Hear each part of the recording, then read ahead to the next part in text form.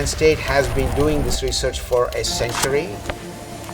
We are the best to do this job. Well, it's a big deal in mineral processing. It's kind of like a movie.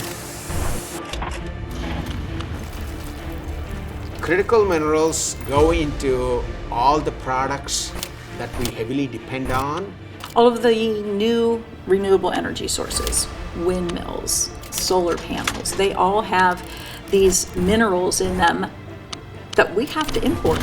43 out of 50 we are import dependent. Some of the other minerals that are used like cobalt, manganese, we are dependent on 100% import. We are very vulnerable in terms of both energy security and national security.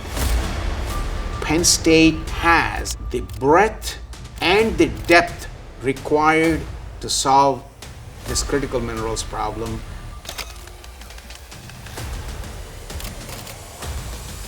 At some point, someone has found every element in coal. So it's just this big organic sponge. The legacy coal mining in Pennsylvania has produced millions of tons of coal refuse.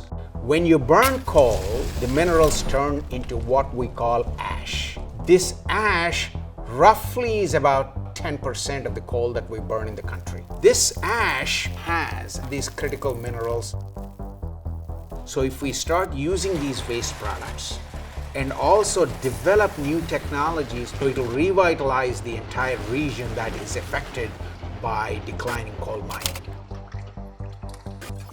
The water that flows through these old coal mines produce what is called acid mine drainage. Pennsylvania has about 5,000 miles of streams that have been polluted from abandoned mines. Pyrite has oxidized in these abandoned mines. When that oxidizes, we form sulfuric acid, and so that's what's leaching out all of these other minerals. So this acidic mine drainage has all these valuable resources. Acid mine drainage is required to be treated for the environmental compliance. So why don't we treat it in a way that we can also extract valuable products out of acid mine drainage? This way we can offset the cost for the treatment and at the same time contribute to the supply chain of the critical elements.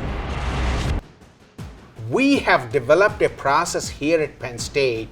We can get separated minerals that can be purified and sold.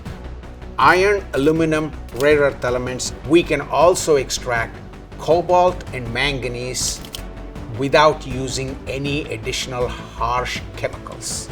So we are cleaning up that water, and then that water can be discharged to the environment.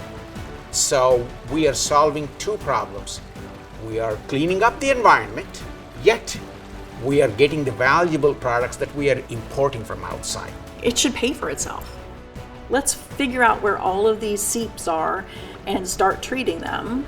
To me, that is probably the low-hanging fruit.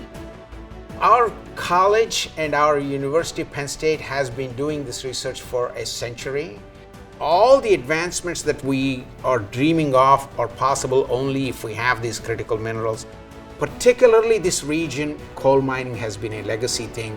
We do have a lot of these secondary resources, and Penn State being in this region, we are concentrating to solve this problem.